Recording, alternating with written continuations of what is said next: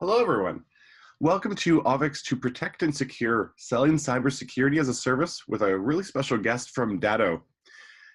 Just a couple of housekeeping notes just while we get started. The webinar today will be recorded and it'll be made available in just a couple hours on auvik.com/franklymsp, alongside a bunch of our blogs and podcasts that are aimed to really help MSPs like you grow your business. To ask a question, feel free to do so anytime during the entire webinar. Myself and my awesome colleague Sam will be helping to moderate some of these questions throughout the presentation, and really aiming to really make this as interactive as possible. I think that'll be really get the biggest bang out of this by making this interactive and asking some questions, and we can definitely go back and inject some of those questions during the presentation as well. So just on the agenda today, we'll be going through a couple of these pieces, and today we'll be chatting specifically with Taylor Fiegel, who's a channel development manager for the APAC region at Datto. And what she's going to be doing is helping us hear some really key findings about Datto's annual State of the Channel ransomware report.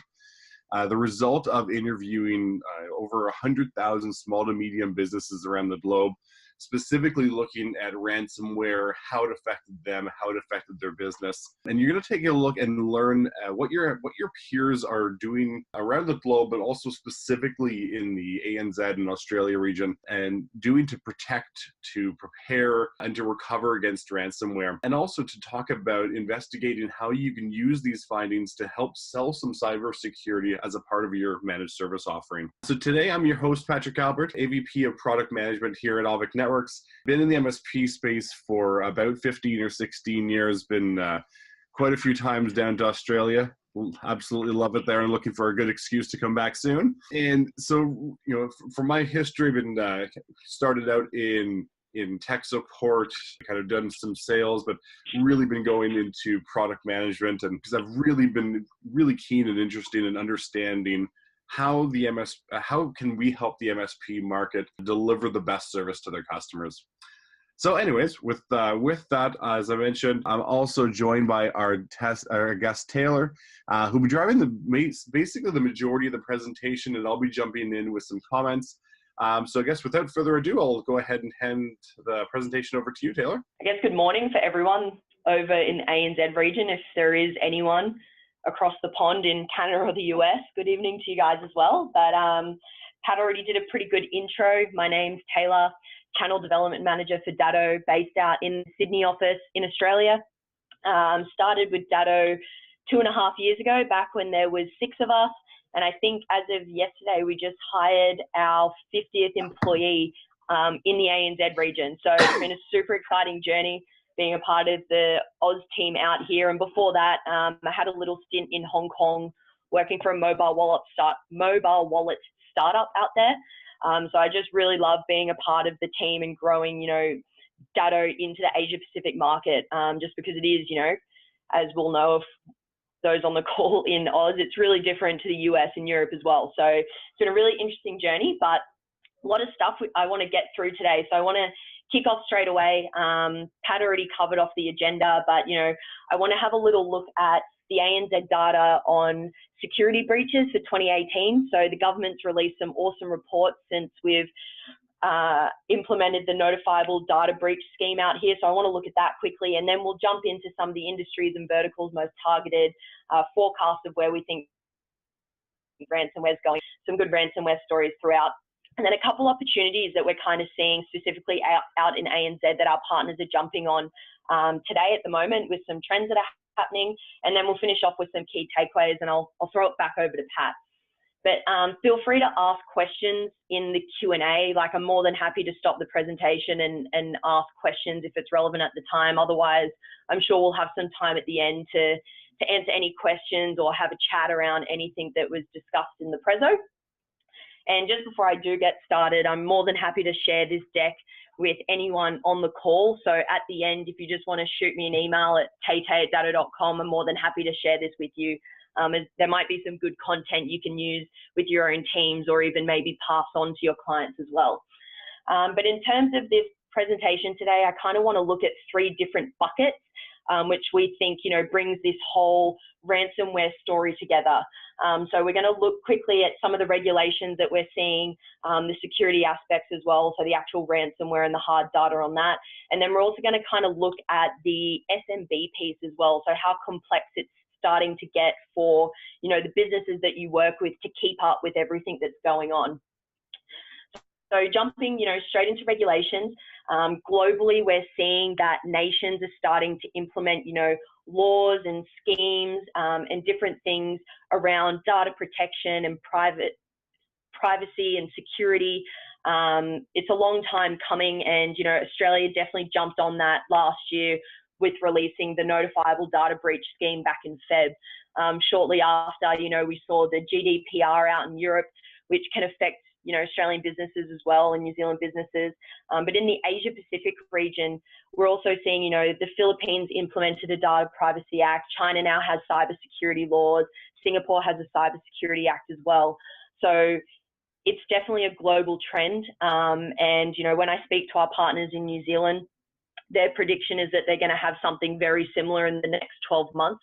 So these global regulations that are kind of popping up everywhere are something that we're seeing, you know, across the world. And personally, I think it's a great thing to ensure that we have things at a government level to ensure that companies are doing the best that they can to protect their data.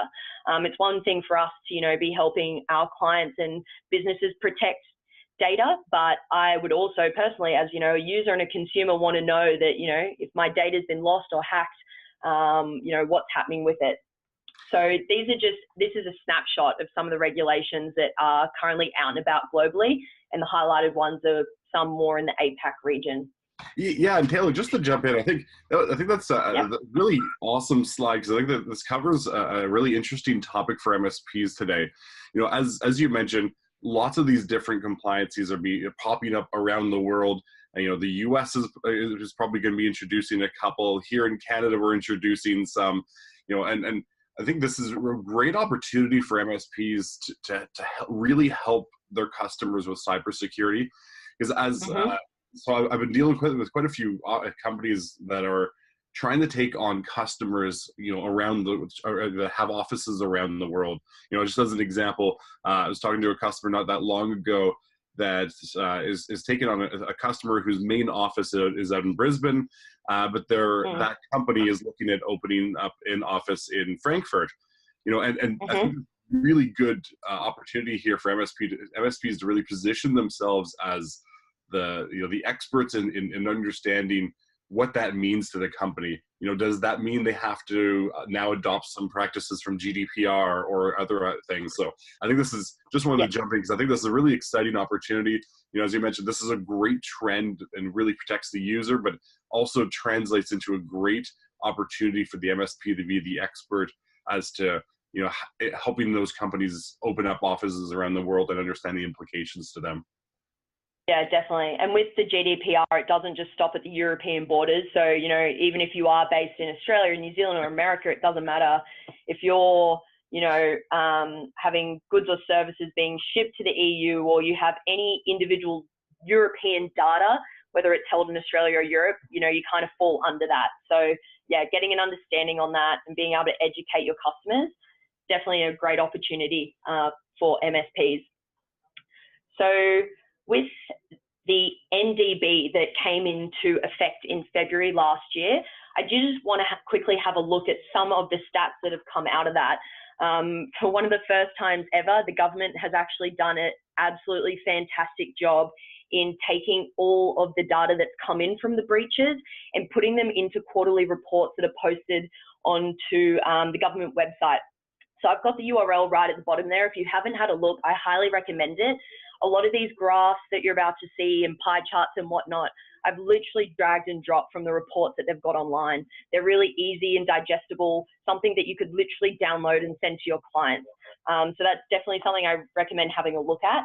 But if we have a look at the quarters, it's broken down by quarter, Q1 to Q4 last year, 2018. There was a total of 812 breaches actually that had to be notified to the government. Now you'll see in Q1 it was quite low. That's when the laws just came into effect. But then once everyone started to wrap their heads around it, it jumped immediately in Q2, 3, and 4 up into the couple hundreds every quarter that had to be actually reported to the Australian government that they've been hacked or that there's been human error and data's been breached. But I think what's really interesting is the actual breakdown that they provide of, where are these breaches coming from? A lot of people, and especially a lot of businesses, might just think that, breaches might only happen if we're actually hacked. If some sort of criminal tries to hack us, or we get ransomware or crypto or whatever it might be. But the reality is a lot of these breaches actually are coming internally from employees. One of the biggest threats to your business is yourself, funnily enough. So it's really great to be able to sit down with your customers and kind of show them these statistics from an ANZ, like a national level, saying that, yes, we need to make sure that we're protecting or doing all that we can against the threat of ransomware and crypto and the cyber aspect. But in saying that as well, we really also need to cover and understand that some of these breaches are actually coming internally. Maybe someone accidentally shares something they shouldn't have. Maybe you've gotten a malicious employee. You didn't grant their holiday leave, so now they're taking over. And a very, very few % of data breaches are actually coming from system errors in the technology itself. So this is just a quick breakdown of kind of where all of the reported breaches were coming from. And if we jump on to the next slide, this is the kind of information that's being, lost or stolen or they can't find anymore. And it's quite interesting to see that, yes, a lot of general contact information is stolen in these breaches. So it might be your name, your phone number, your address even, but then it goes even further, your financial details, your bank account details, your identity information. So think of everything that's on a passport, your mother's maiden name, all those things that we use to verify our identity. Health information. So the Red Cross Blood Bank was hacked last year. So, blood types, financial records, of potential diseases that different people have, sensitive data that's kind of being taken, as well as tax file numbers, and then a full range of things. So, when these breaches are happening, it might not just be the contact information that they might be thinking of. Sometimes the data is a lot more sensitive than that. And it's really great to be able to, once again, go to your customers and show the kind of information that could potentially be compromised if they don't take certain steps to protect themselves. And I did want to break out the cyber incident part. That's why we're here today. We want to talk more about that. And I've only shared the statistics on this page from Q4. So I just want to look at the most relevant stats from 2018. But on the left-hand side, you'll see the malicious or criminal attack breakdown. So that includes human error. You'll see, there's the rogue employee or insider threat. There's the loss of a data storage device. So literally someone may be leaving a USB key somewhere that they shouldn't have and exposing data that way. But as you'll see, that bottom row, the cyber incident, is definitely the largest threat there. And on the right-hand side with the pie chart, it's an awesome breakdown of how these cyber criminals or how these threats are actually getting into the business. So the biggest chunk, the red part on the right-hand side, is the phishing emails. So 43% of all cyber incidents that happened and that were reported in Australia in Q4 were via a phishing email. And I'm personally not surprised by that. I got one of the emails from the Australian Post telling me that I had a package to pick up from the post office, and I just had to give them my name, my number, and my email.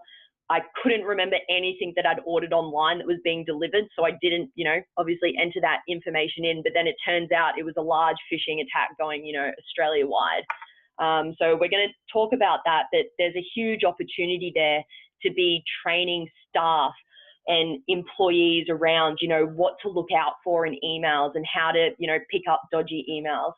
But in saying that, there's still a percentage of businesses that are just being hacked, just brute force hacking, someone deciding we want to hack your business and just doing everything that they can to infiltrate it, cases of malware.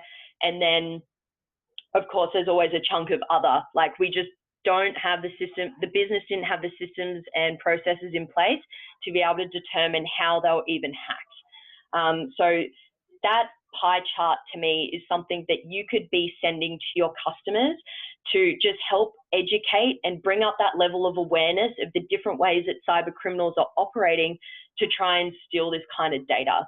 And once again, I just took these graphs directly from the NDB reports that they're releasing every quarter. So it's definitely something you could quickly take yourself, chop and change, put it in an email and send out to your customers. Now, in terms of the sectors, I've listed out the top 5. So number 1 was health and service providers were the most targeted, followed by finance, legal, accounting and management, education, and then finally mining and infrastructure. So health and service providers are a big one. I know a lot of our partners deal with health and service providers, or even third parties that deal with health and service providers. I've got a great little case study right at the end of this presentation of something that happened this morning that flew across my radar from one of our reps internally. But on the right-hand side, you'll see the breakdown between the human error and the actual criminal attacks. And the reason I keep bringing up this human error piece is that, especially at Datto, we want to tell the whole story. Like, there's a big part of it that is criminal and it's cybercrime and it's online and it's scary, but you can't forget the piece where, you know, the biggest threat to your business is the people in the business. Even if it is a phishing attack, it takes someone in your business to actually click on that link. So being able to share this kind of knowledge with your customers and just help them understand that, you know, the biggest threat to their business is themselves, and also understanding the kind of split. Like, if you have customers right now that are in any of those top 5 sectors, you should be telling them about it. Like, you know, this isn't just information we've pulled from nowhere. This is like, you know, the Australian government putting together these reports of the most targeted industries. It's super awesome content information that you can just grab from online. And another great piece of this is, you know, for the past couple of years for us as an industry, you know, vendors and MSPs, we've been talking about this ransomware story to the point sometimes I have to go to Rob Ray being like, I feel like I'm just talking about this all the time. Like, surely there's something else that we should be talking about. But the reality is, you know, between us, the MSPs and the vendors, we know, and we know that ransomware is a big threat. We know that human error is a big threat. But the thing is, end users just still don't see it. They don't understand how large of an issue this is. But the good thing for us, especially out in ANZ, with these new regulations that have come in place, we're seeing, you know, names and companies that we know and love being breached. And these are now on the news. They're in the papers.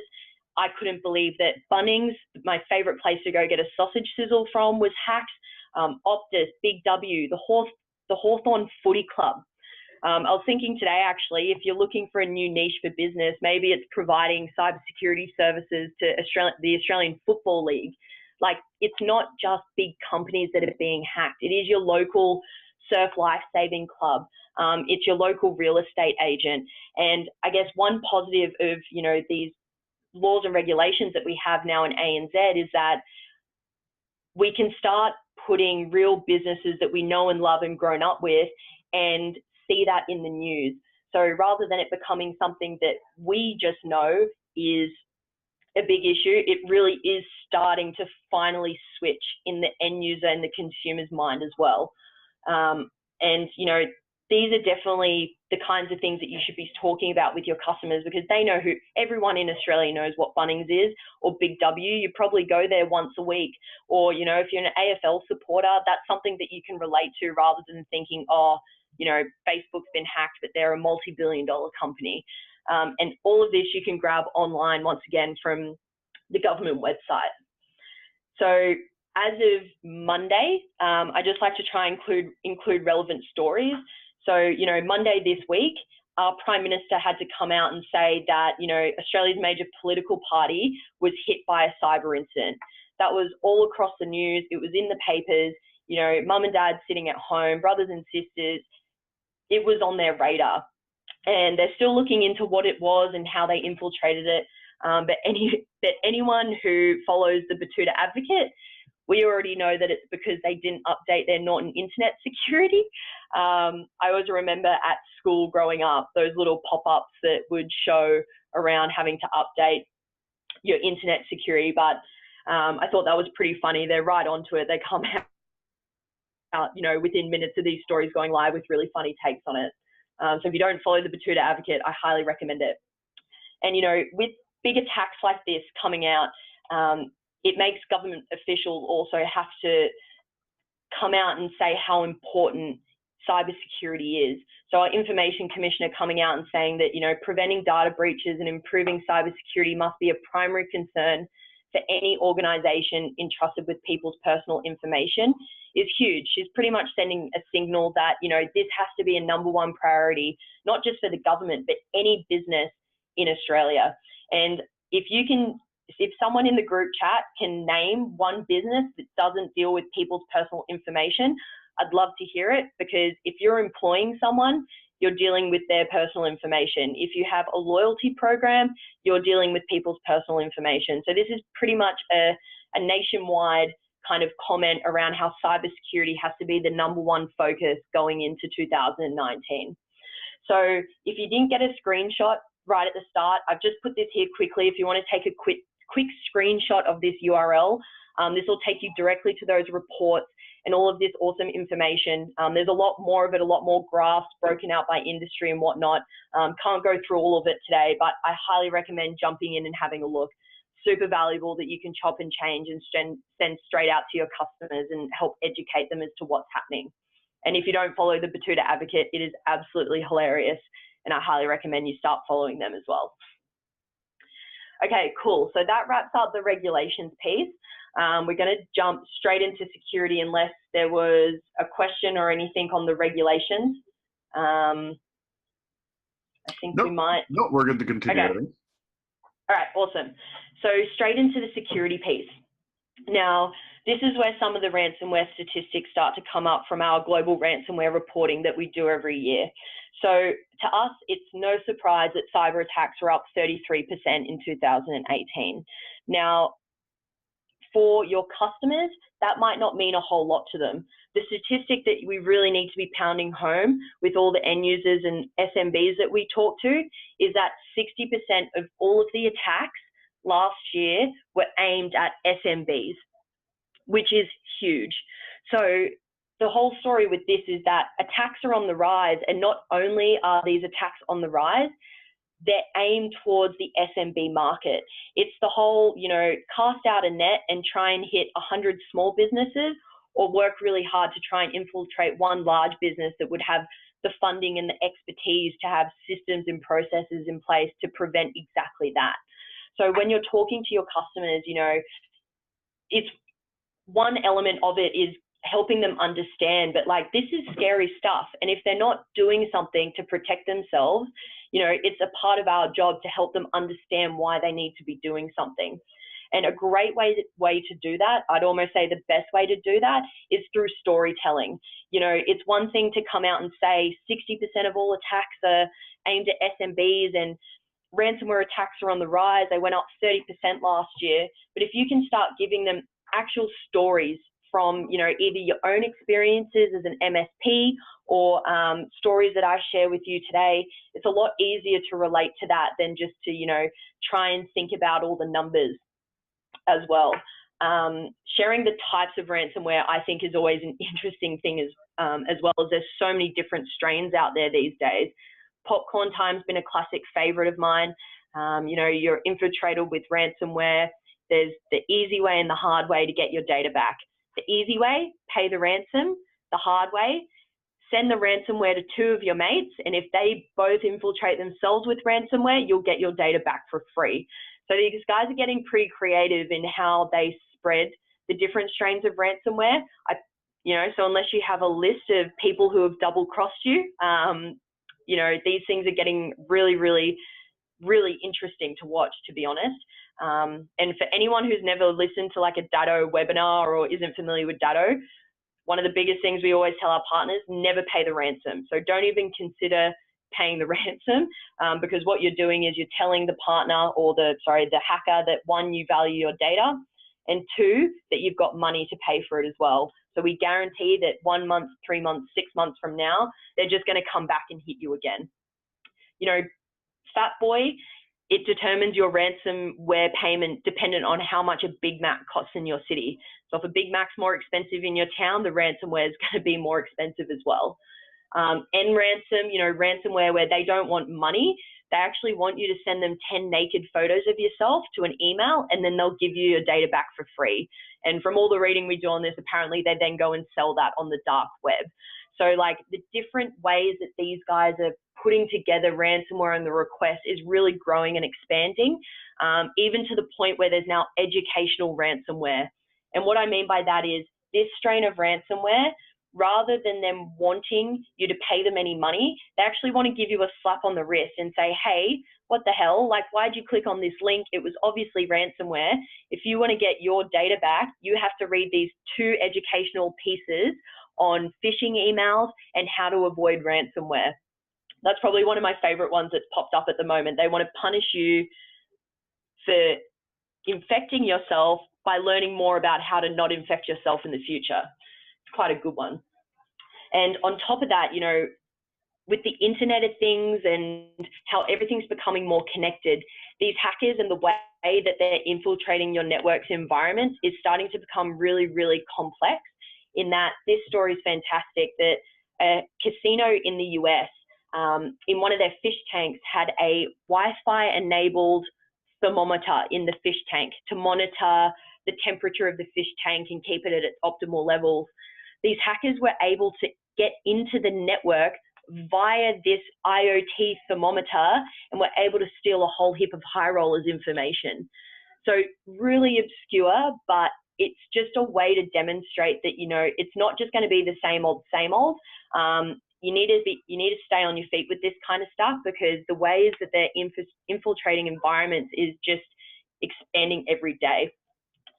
So as I would have covered in the first half, the ransom and cyber security aspect is such a big piece, but we can't forget about the human error, because those two combined was 75% of all data breaches in Australia last year.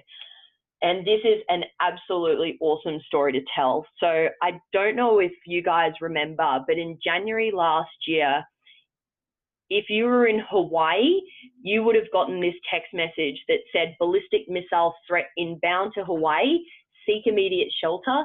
This is not a drill. And funnily enough, one of our guys from the office happened to be in Hawaii on a family holiday with his wife and kids. Why the first thing he did was send us a screenshot of the message that he'd just gotten, we'll never understand, but I'm so happy that he did, just because it was an absolutely crazy situation from what he said. Like, people were going absolutely manic in hotels, people were ditching their cars on the highway, and this went on for 40 minutes. People thought that there was a ballistic missile inbound and that essentially they were all, gonna die. Now, 40 minutes later, another message goes out and says,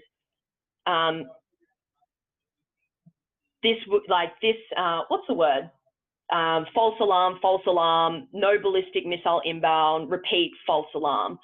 So obviously great that there's not a ballistic missile inbound, but then they did a huge inquiry into how these messages went out in the first place. It wasn't a planned thing, obviously. So as they're doing all of their investigation, trying to figure out how the hell this message was sent out, and it took them 40 minutes to rectify that it wasn't actually a real military situation that was happening, they were obviously going through every single employee in that company, and they come across this guy who works in the tower over in Hawaii, and they're going through his social media accounts, and he's just loving his life, loving his job. And when you really look at this photo, you realize he's got his password on a Post-it note stuck to his computer. So this is just a great example of humans being humans. And, it doesn't look malicious or anything like that, but sometimes we just don't know any better. There's always the element of human error. And it's really just important to kind of communicate that as much as it is the ransomware story.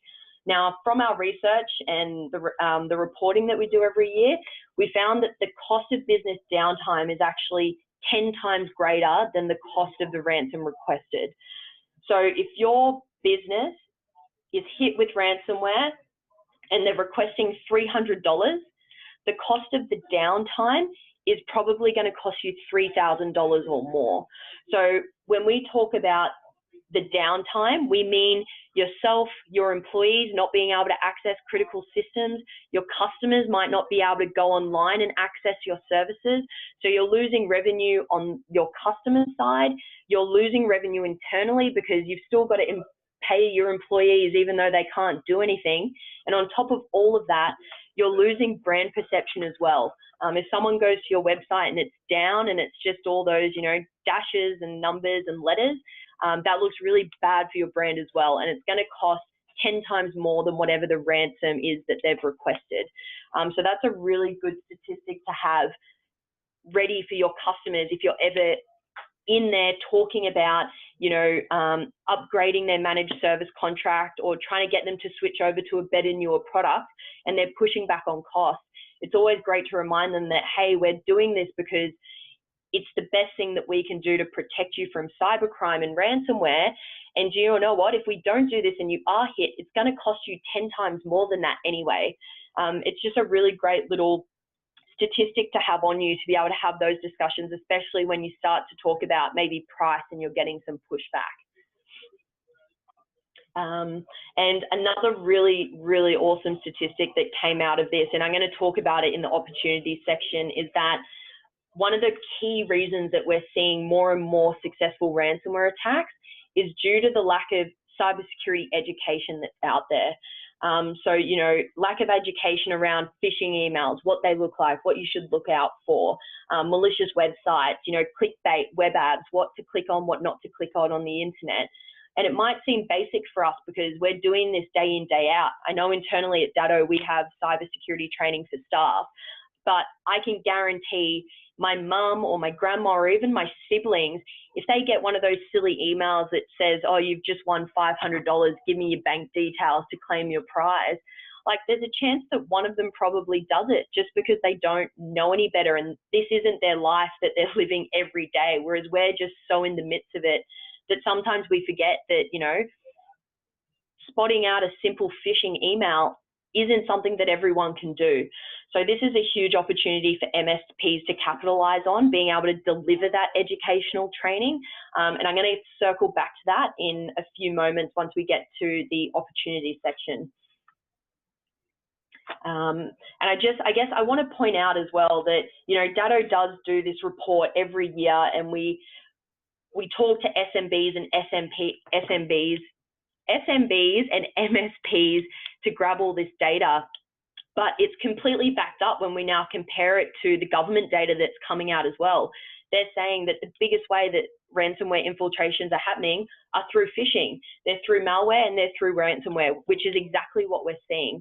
So now it's kind of like all of the different information is all coming together and it all aligns, and we're telling one very similar story, which is really great for us and such a big opportunity to go to our customers with. This slide's interesting. This is more just, I guess, to kind of understand where the industry as a whole thinks that ransomware is going next. And when I first looked at this page, I was like, holy crap, we think that it's going to bankrupt more businesses and it's going to be erasing more personal data than ever. But when you really start to look at the things you guys are predicting that this is going, it starts to get really quite dark and, evil. And I don't really enjoy thinking about it too much, but, ransomware getting to the point where it's able to get into our critical utility infrastructure, so our power grids, our water supplies, that, rather than actual physical war, it all just becomes cyber war where, different nations are hacking each other and trying to shut off power grids and water supplies and things like that. And this one just blows my mind the most over here on the left, evolved to the point where artificial intelligence is beyond human control. So ransomware just becomes this life of its own, and it just becomes a part of our daily lives. All of those make a company going bankrupt, to me, sound like the best case scenario, even though it's obviously still an absolutely shocking outcome from ransomware. But, when we speak to all you guys, this is kind of where you're predicting that it will go. So not only is it on the rise, it's also going into so many different other areas that we haven't even started seeing yet. And on top of that, you guys think, and we think as an industry, that it's going to get personal. So currently there's a lot of talk around, you know, hacking businesses and how businesses have to report every time they're hit by ransomware or crypto or whatever it might be. But we think that it's going to go a step further, and it's going to become a personal thing where your wearable devices, your Apple Watch, your Fitbit is going to be encrypted. Medical devices that you have, you know, if you're a diabetic and you have to, you know, prick yourself to feel your blood pressure, like that can be hit by ransomware. Eventually self-driving cars, Internet of Things, you know, we're currently seeing that the Internet of Things is definitely a reason that ransomware is spreading in the way that it does, just because now everything has, you know, aligned to the internet. But we're predicting that it's going to go into social media. It'll just go absolutely everywhere that's online. So I guess in terms of painting the bigger picture when we're talking to customers, it's like, look, this is where we are right now, but this is probably where it's going to be over the next, you know, 2 to 5 years. We need to be doing everything that we can right now. Otherwise, you know, a few years from now, it's just going to blow out. So some really interesting statistics that have come out of this. But this is where we really start to get into the meat of it. So we ask MSPs every year, from your own experience, what do you think is the most effective solution or prevention for ransomware when you have to look at your entire stack? And for 2 years in a row now, the number one thing that's come out of it is business continuity and disaster recovery solutions. So having a BCDR solution in place with your customer. And the reason being is that a ransomware attack will inevitably happen. There is no 100% safe and secure strategy to protect yourself from ransomware. So the absolute best thing that you can do is to ensure that if or when it does happen, you can get that client up and running in no time, to the point where some of the employees might not even know that they've been infiltrated or hacked. Now, second, which is quite interesting because it plays on what we were discussing just before, is the employee training piece. So actually educating people on what to do and what not to do, and in the event when something does happen, what you should do then, followed by, you know, keeping everything patched and up to date, antivirus, so doing as much as you can on the preventative side, as well as having a unified threat management platform.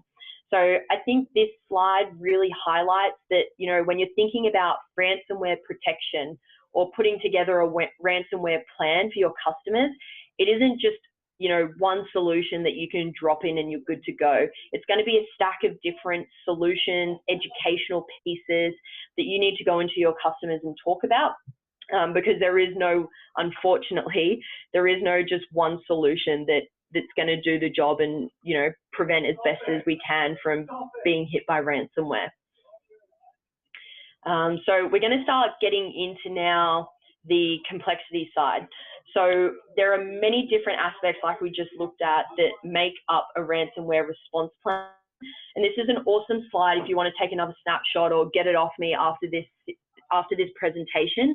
These are the kind of 5 different areas that we look at when we're thinking about creating a ransomware response plan, because it is more than just BCDR, it is more than just patching.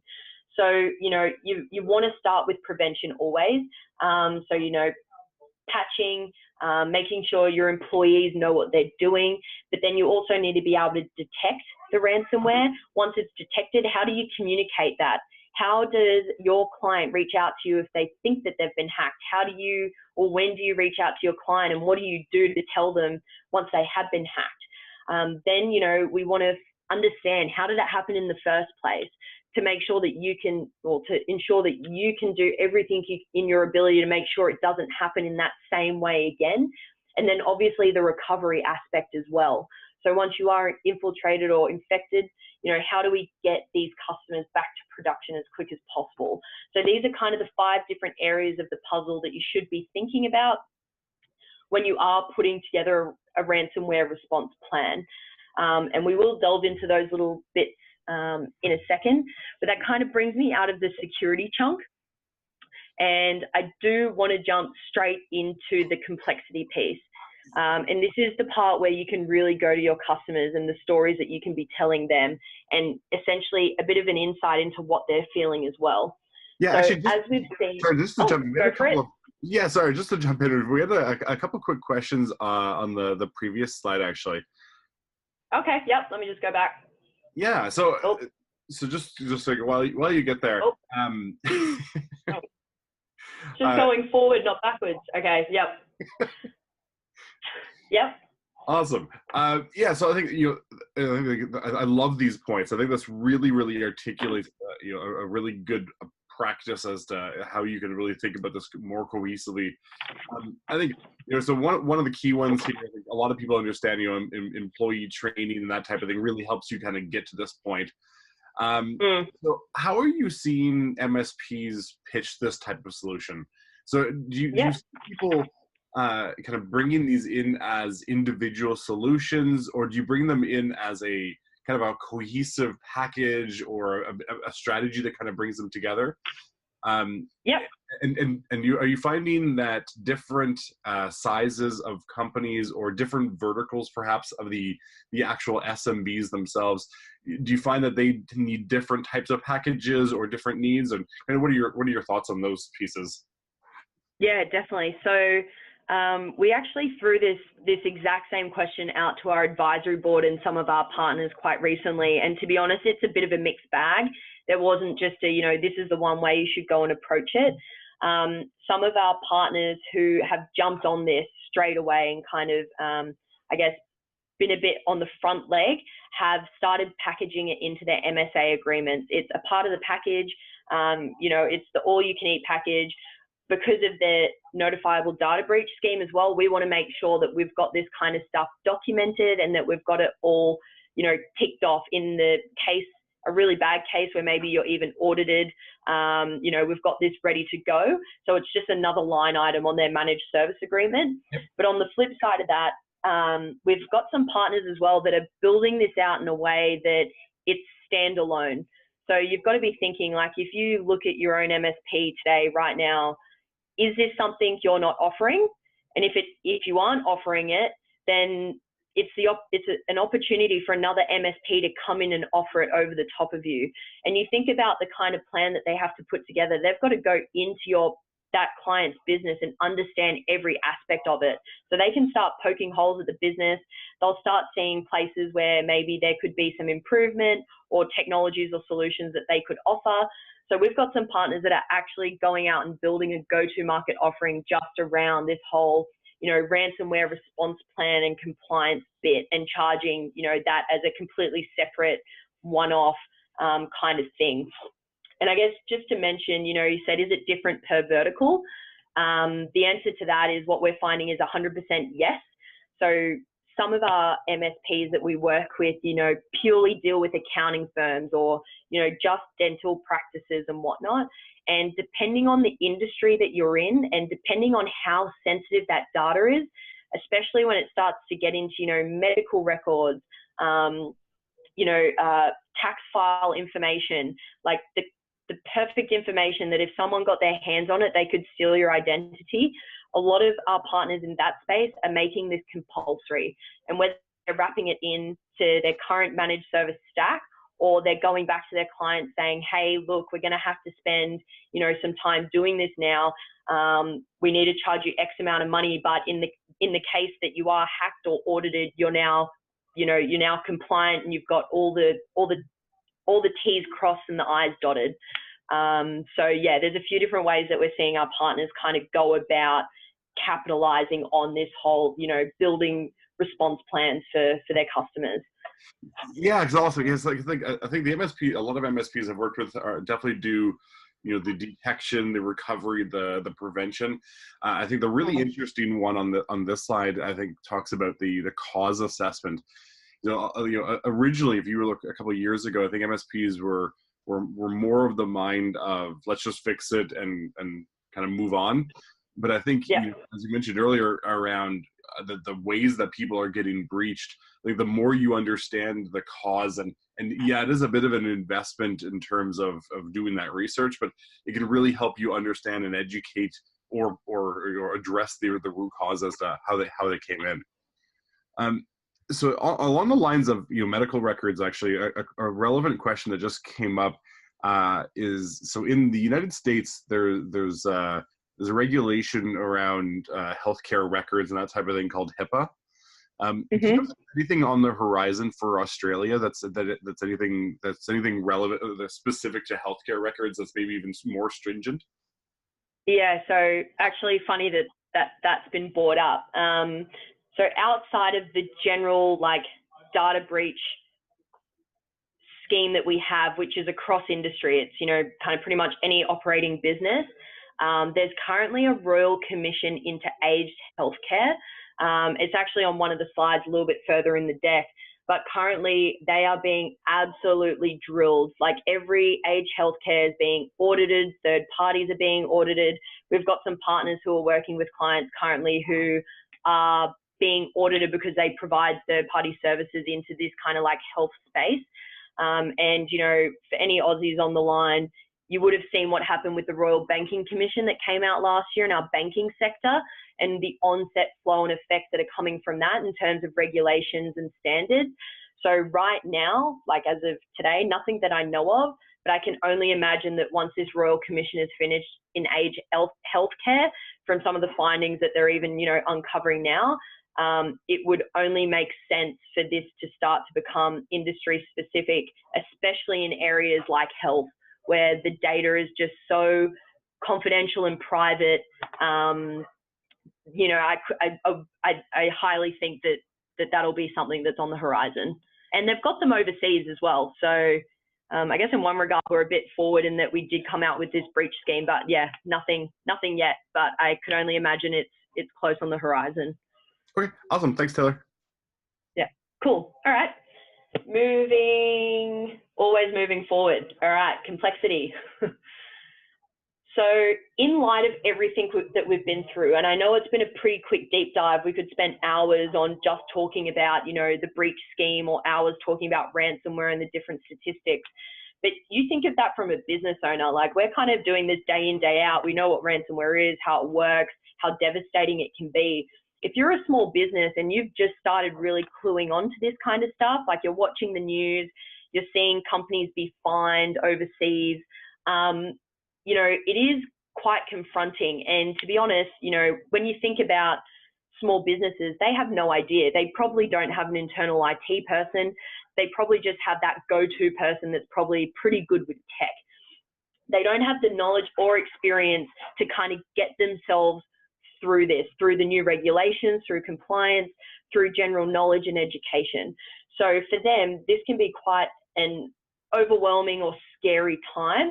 And this is an absolutely huge opportunity for us as the managed service providers to go in and help them navigate this kind of path. Now, we estimate that, you know, the managed service industry today is currently worth around $40 billion. But in 4 years from now, it's going to be $72 billion, which I think just is an example of how quickly the complexity of technology, of the threats, of the regulations, of the compliance, like how much this is growing and how quickly that it's growing, that the industry is almost going to double over the next 4 years. Now, I'm not going to sit here and say like, how are we all going to, you know, get our slice of the $1 billion. They're big numbers. To be honest, I don't even really know what $72 billion is. Like, it's just such a large number. But this statistic demonstrates that our industry is on a rise, and that more than ever, people are going to be turning to us as the thought leaders and the experts to be able to help them navigate through this huge space. So in terms of capturing the share of the market in what this is in the growth, like the exponential growth that's going to be happening over the next, you know, 2 to 5 years, we kind of see it in two different buckets. So as an MSP, you need to figure out what your differentiated approach is to set your business apart. So, you know, maybe you are only servicing dental practice and you are absolutely, you know, everything back to front in dental practice, cybersecurity, or maybe, you know, it sounds like the Australian Football League in Australia needs someone to specialize in that realm. So maybe you specialize per vertical, or maybe you become the go-to person around the notifiable data breach compliance. Like, you specialize in being able to ensure that businesses tick off all the things that they need to be doing to ensure that they're compliant. There's a few different, you know, ways that you can go about doing that, but just finding something that you're the best at, that you are the go-to person for it. And then on the other side of the plus sign, the committed partner bit. So teaming up with vendors and partners that are able to help you do more. And I've been at the IT Nation Evolve, or formerly HTG, meetings for the past week, and the APAC director for that, Stu, put it absolutely perfectly yesterday in one of the sessions. It's, you know, we're in this together, in that as an MSP, if you didn't have the vendors, like the technology, the technology bits, you wouldn't be able to provide that to your customers, and essentially wouldn't, I guess, have a business in that regard. And on our side, the vendor side, you know, if we didn't have you guys going out there and implementing and supporting our products and services that we create, we wouldn't have a business either.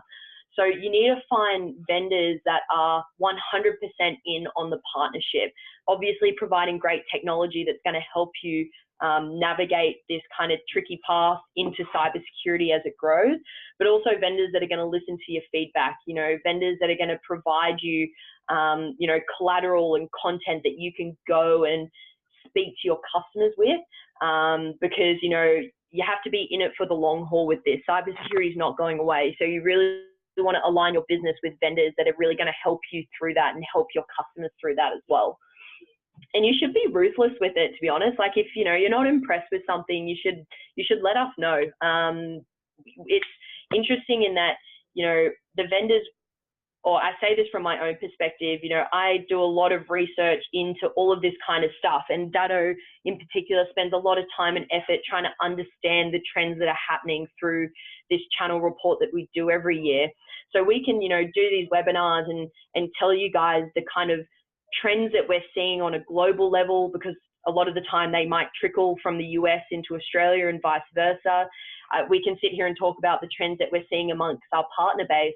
But at the end of the day, you guys are the one in the shop front doing this day in, day out. Like, it needs to be two-way as well. If there's something that you're seeing that maybe we haven't caught on to, or if anything that I've said in this presentation, you're just sitting there being like, nah, that's not working. You know, I've tried to have these conversations. That's not right. Like, you need to tell us that as well. So I think you should, you know, hold us to a really high standard in terms of how we are supporting you. And I always want feedback as well. So anything in this presentation, even if you want to throw it in the chat or message me after, being like, you know, we have those conversations, but we find this works better or whatnot, I'm always interested in hearing that.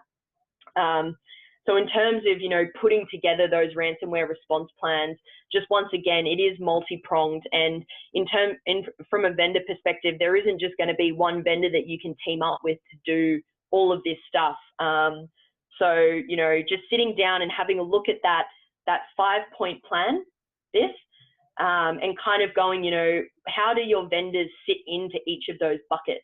How are they helping me in the cause assessment or the communication or the prevention or whatnot? And just really try and understand, you know, maybe there's one of these buckets that you don't really have a vendor that's helping you with. And maybe that's something you need to go look for or ask around or see if it's something that you can be supported with. But I want to jump into the opportunities today, because I know we're starting to run out a bit out of time. But the first thing, and if it hasn't hit home already, ransomware response plans, like providing this as a service to your customers, which have to include employee training. You know, the ABC released this article this week, and, you know, it's right in line with that. This is becoming more mainstream. It's popping up more in the news, more online, more in our papers, that cyber attacks are increasing, and the biggest problem is you. So if you're a managed service provider and you're not providing education and training to your businesses, you're really missing out on a huge opportunity, not to be providing just value to them, but also to hopefully be lowering the amount of ransomware attacks that you have to deal with. Some of our partners in Australia team up with third parties who are, you know, specifically going out on the road to deliver face-to-face cybersecurity training, or even online training as well. And if you can tell them this story about, you know, if you get breached, there's a 33% chance that it was someone within your own organization that made it happen. You know, it's almost a no-brainer to get the education done. So that's a real opportunity. And whether, you know, you build up those capabilities in-house to be able to go out and deliver it yourself, or you build some content, or you enlist a third party that, you know, you can either send out their online training or a person to go to each of your customers and actually deliver that training face to face. A huge value add opportunity there. And then specifically with the compliance and system vulnerability checks. So we mentioned before, you know, there was the Banking Royal Commission. There's now the Aged Care Royal Commission, which falls under the larger bracket of health. Globally, we are starting to crack down on kind of people saying that they're going to do something or that they are compliant and that they're not, to the point where Australia released the Essential 8 is what we call it. And it's the 8 things that you 100% should be doing to try and minimize the chance of a ransomware attack.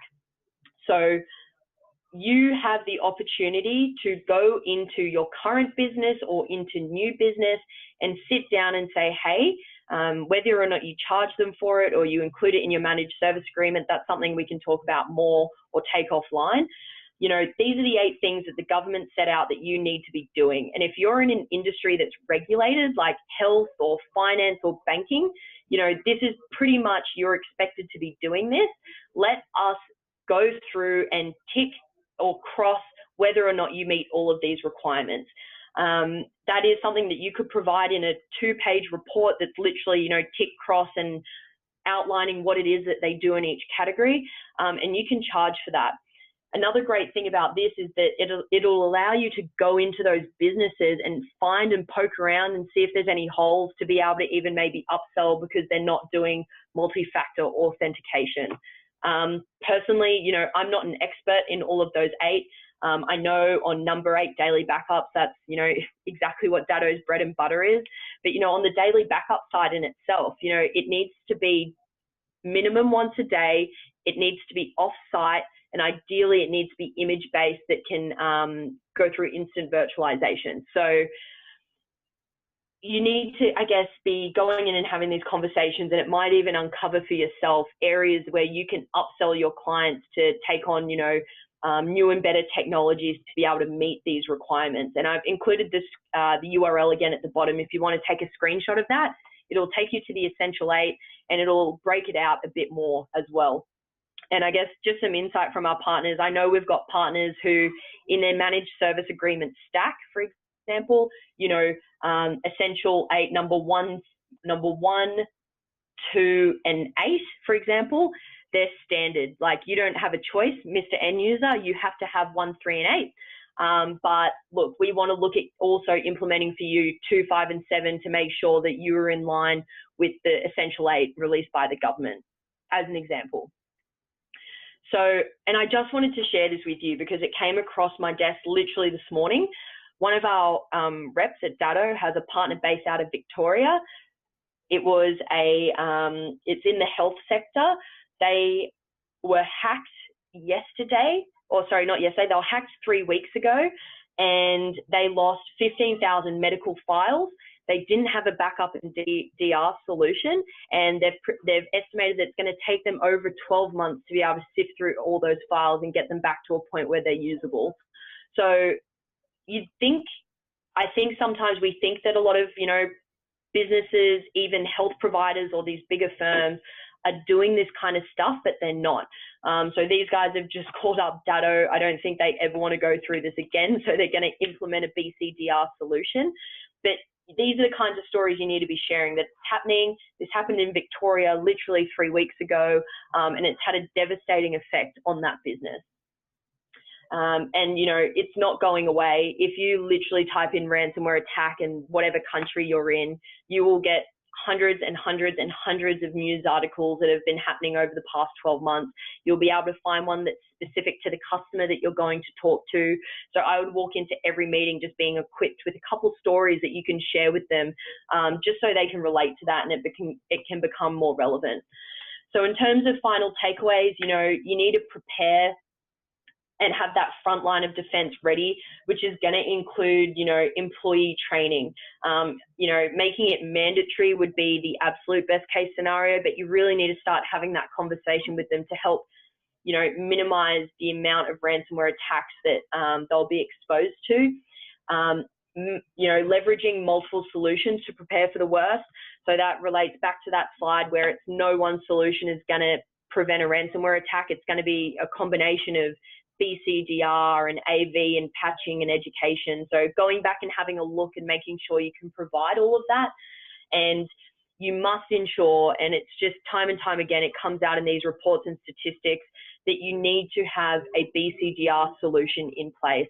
Like if your customers are still running on tape or doing daily backups that aren't off-site, or it's not image-based, you need to go back and have that serious conversation with them on how devastating it can be with their business, because it's bound to happen one day that you get hit by ransomware, no matter what you do. And if you can't get back to production, it's essentially going to screw over your business. And in the worst case scenario, it might even put you out of business.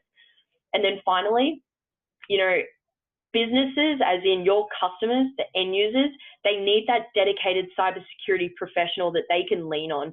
And that really does need to become us in the channel over the coming years. So making sure that you are up to date and you have that basic understanding of, you know, the laws and regulations. We're not asking anyone to be a lawyer or in compliance, but just being able to know and have those conversations around what it is that these end users need to be thinking about is going to be really important in educating and being that thought leader in the space and the person that these guys can turn to for help. And I can't finish this without quickly mentioning DattoCon. So, you know, this is me pulling statistics and information from just a few different places, but every year, once a year, well, twice a year now with the European conference as well, everyone gets together for 3 days, and essentially it is a deep dive. There is information left, right, and center around what partners are doing to capitalize on cybersecurity, how to package and bundle it. So if you haven't considered going to DattoCon, I would highly recommend it. Reach out to me if you want more info on it. I can run you through exactly what it is. And if you are on the call and are interested in going, feel free to fling me an email and I can see what I can do to help you get you there. And then an absolute final thing to leave you with, additional resources, you know, some very basic ransomware education for employees, some little presentations around, you know, defending Office 365 from ransomware or whatever it might be, some case studies. All you need to do to get access to these things is email tools@datto.com. You'll get a bounce back email, bit like a holiday responder that's going to give you free access to a lot of these tools. And if I could ask a favor, if you could make the subject line something along the lines of Tay or Taylor's great or something like that, that would be awesome, because all of these emails go to my boss, Rob Ray. So it'd be really nice for him to know that I am trying to do my job out here in Australia, because he has to forward them on to me personally. So that's it from me. Anything, feel free to reach out to me personally. I'll share the deck with you guys. I know we're hitting it for time, but I don't know if there's any questions, or I can hand it back over to you, Pat.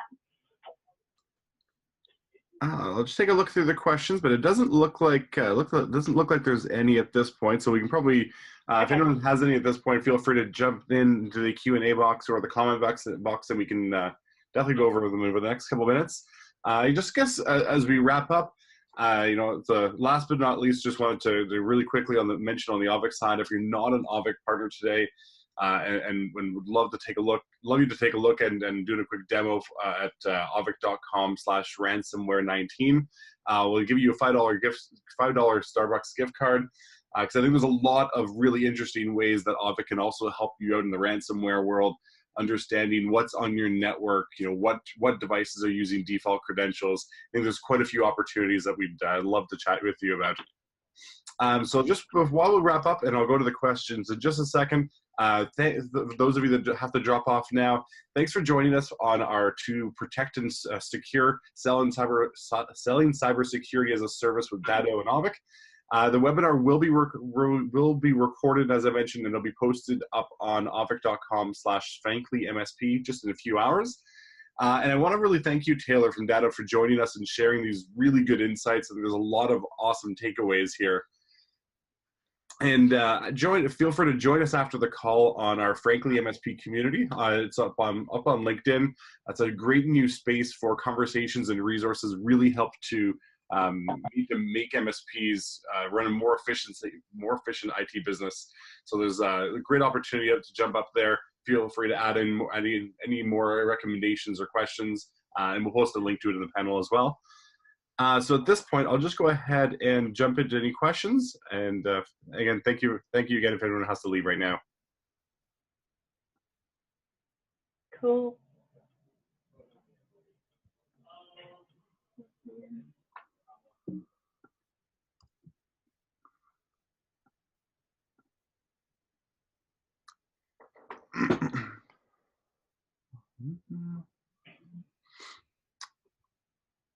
So far, no questions. I think we definitely did a good job, Taylor. So hopefully, you get some good emails to your boss on this.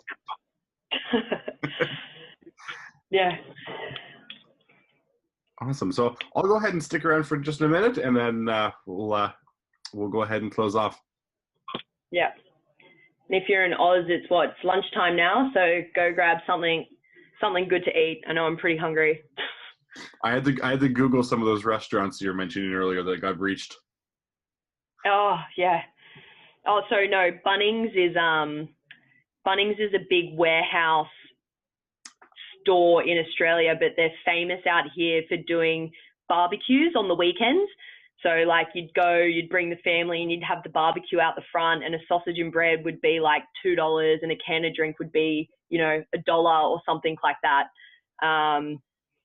It's just, it's one of those weird things in Oz that a Bunnings sausage sizzle is what we'd call it. Like everyone would just know exactly what that is. Awesome.